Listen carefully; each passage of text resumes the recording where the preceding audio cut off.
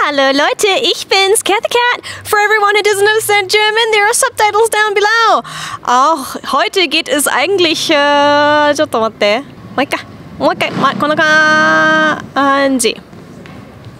Leute, ich bin's, Cat the Cat. If you don't speak German, there are subtitles down below, because this time I'm gonna talk in German. Nun, dieses Mal hat mich der Direktor von Ask Japanese gefragt, was sind eigentlich die Unterschiede zwischen Deutschen und Japanern? Ich habe 5 Unterschiede herausgefunden und die werde ich heute mit euch teilen. Yoroshiku onegaishimasu. In England wurde mir das auch schon oft gesagt, dass Deutsche sehr direkt sind.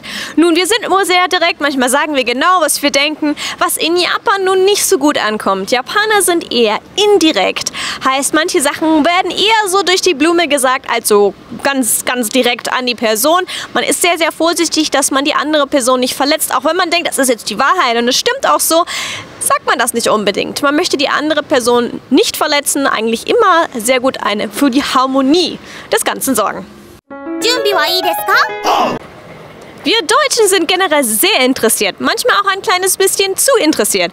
Wir könnten manchmal, wenn wir in einer Konversation sind, die anderen Leute ganz schön in Verlegenheit bringen mit unseren vielen Fragen. Das ist mir auch sehr aufgefallen, als meine Eltern hier waren in Japan. Da gibt es manchmal Fragen, wo ich sagen würde, die sollte man jetzt nicht direkt der anderen Person stellen. Das ist vielleicht ein bisschen unhöflich oder die wollen vielleicht nicht drüber reden. Japaner sind zum Beispiel nicht sehr gerne kritisch über ihr eigenes Land. Das ist zum Beispiel ein Punkt, wo ich da lieber ein bisschen vorsichtig wäre, wenn ihr nach Japan kommt. Allerdings, was mich da sehr überrascht ist, dass viele Japaner ganz direkt Frauen fragen, wie alt sie sind. Wo ich mir teilweise denke, das würde man jetzt nicht so gleich in Deutschland machen aus Höflichkeit. Naja, überall gibt's Unterschiede.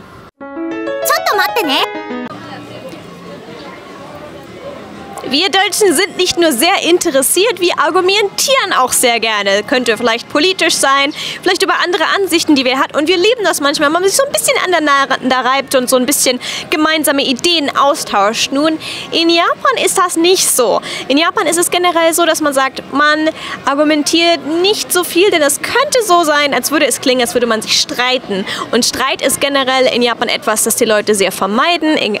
Es kommt wieder auf die Gruppenharmonie an und dementsprechend vorsichtig Meinung äußern ist okay, aber eine Debatte oder eine richtige Diskussion mit Japanern starten ist etwas schwieriger. Natürlich, es kommt drauf an, wen ihr trefft, aber generell vermisse ich das manchmal so ein kleines wenig, dass ich mit Japanern ein bisschen argumentieren kann.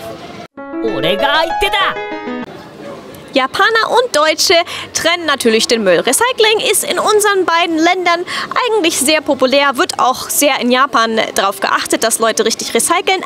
Aber ich denke, wir Deutschen machen das nochmal zu einem ganz hohen Level. In Japan, wenn ihr shoppen geht, werdet ihr auf jeden Fall an fast jedem Geschäft kostenlose Plastiktüten bekommen. Ich bekomme die teilweise auch sogar nur für ein klitzekleines Kaugummi.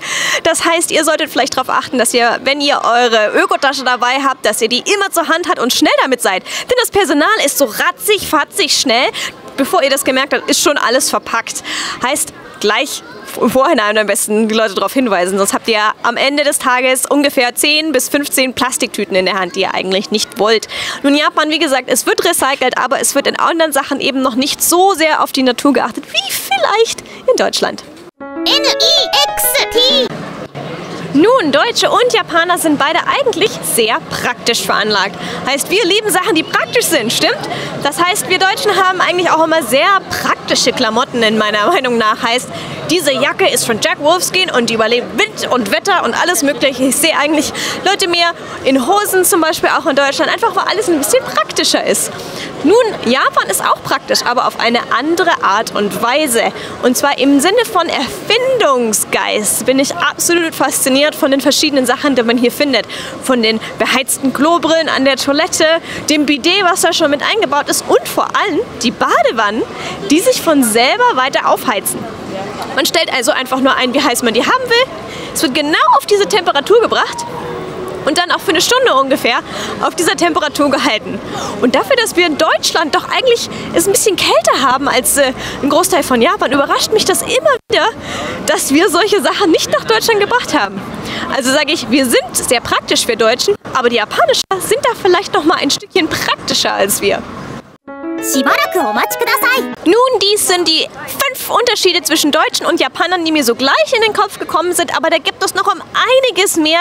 Wenn euch was gleich einfällt, bitte schreibt es in unsere Kommentare unten rein, dann kann ich das vielleicht für einen Future Shoot irgendwie aufgreifen für euch. Übrigens, für mich war das jetzt gerade ganz seltsam, auf einmal auf Deutsch zu switchen, denn ich habe schon lange kein Deutsch mehr gesprochen.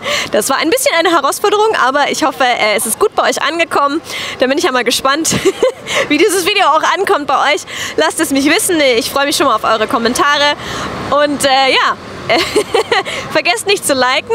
Der Direktor hat natürlich vom Ask Japanese jetzt überhaupt keinen Plan, was ich jetzt die ganze Zeit erzählt habe. Also wird das noch viel spaßiger später, wenn er es dann herausfinden wird. Ich wünsche euch einen schönen Tag und bis zum nächsten Mal hoffe ich, euch sehe euch hier auf Ask Japanese. Wenn ihr subscribed habt, abonniert heißt es, glaube ich, auf Deutsch. Also wenn ihr abonniert seid, seid ihr dabei.